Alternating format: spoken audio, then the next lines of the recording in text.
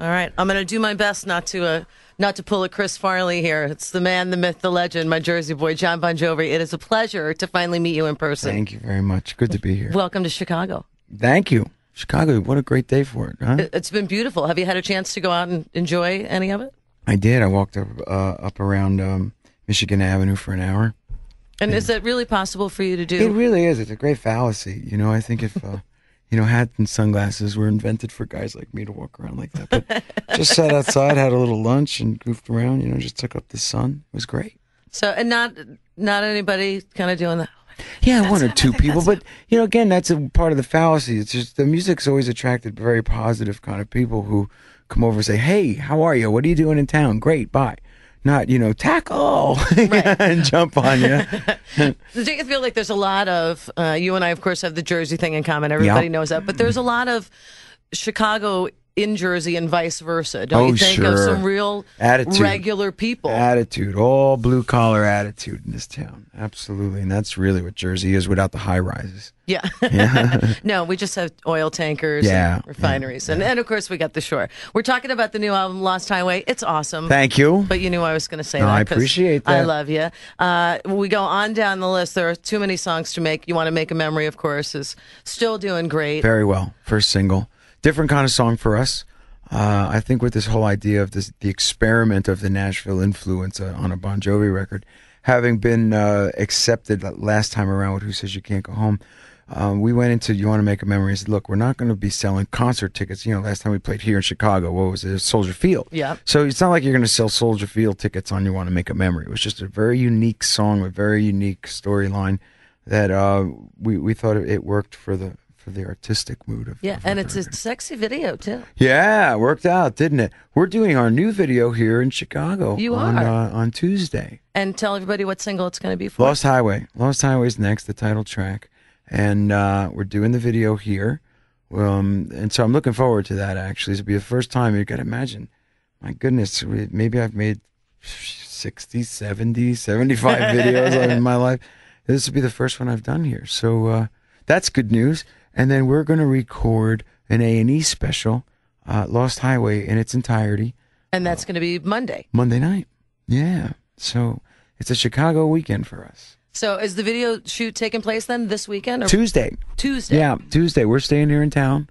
We're doing a whole bunch of work here this weekend as we prep this A&E thing. And then Tuesday we're doing the video. So is it just going to be the four of you on the A&E thing? I know sometimes... No, I did. I have a pedal steel player.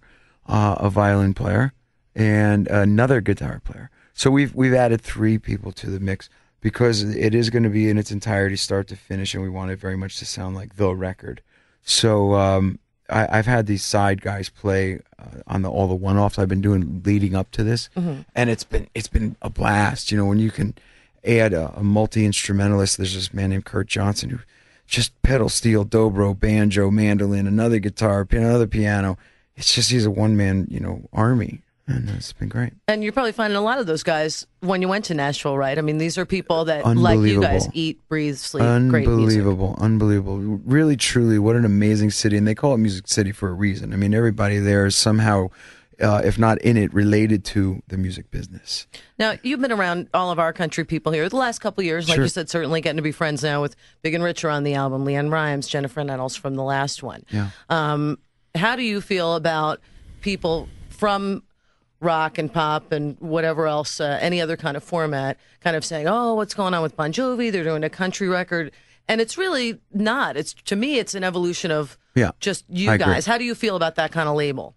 I think it's fabulous because, in all honesty, I gravitated towards the country thing instead of it coming to find me. I liked what I heard on country radio. I liked what I saw on country video. I liked the storytelling much more than I liked what I was hearing, down the dial. And so it was a natural progression. But also I think a lot of what new country, when you call it new country, quote unquote, those guys are doing stuff that we've been doing already for 20 years, the big choruses and, the kind of storylines. So it wasn't that far of a stretch for us either. And when Who Said You Can't Go Home became the first rock band with a #1, I'd love to pat myself on the back and say how brilliant we are, but it's not the truth. The truth of the matter is that the formats are blurring the lines now. You know, you'll hear Faith Hill or when Shania crossed over or McGraw on Hot AC. You know, it just happens now.